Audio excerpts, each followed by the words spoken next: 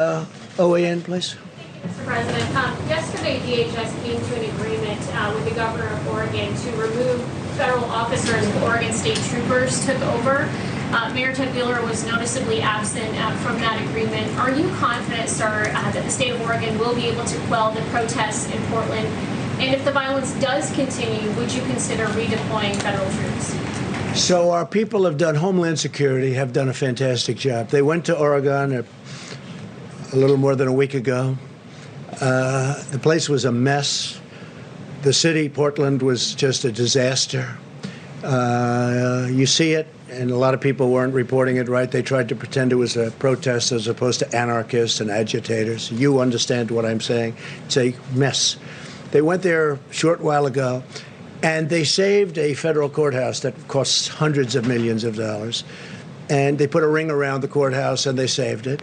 But the group that's there is basically meant to save buildings, and they were very strong, very powerful, and they didn't come out too often out of this cocoon that they built in order to save these very expensive, valuable, and psychologically important buildings, right, like courthouses.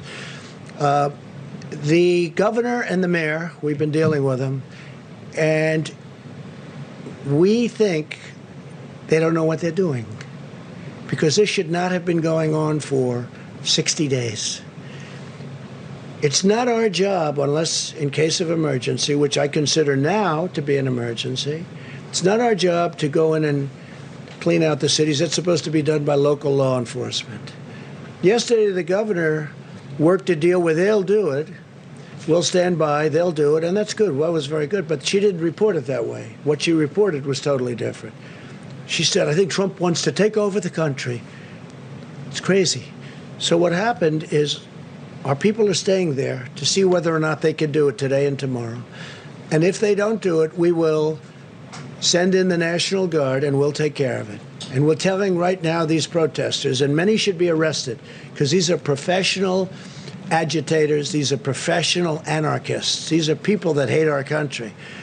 We're telling them right now that we're coming in very soon. The National Guard, a lot of people, a lot of very tough people. And these are not people that just have to guard the courthouse and save it. These are people that are allowed to go forward and do what they have to do. And I think that makes the governor's job and the mayor's job a lot easier. So they're working today and probably tomorrow to clean out this beehive of terrorists. And if they do it, I'm going to be very happy. And then slowly we can start to leave the city. If they don't do it, we'll be sending in the National Guard. Please.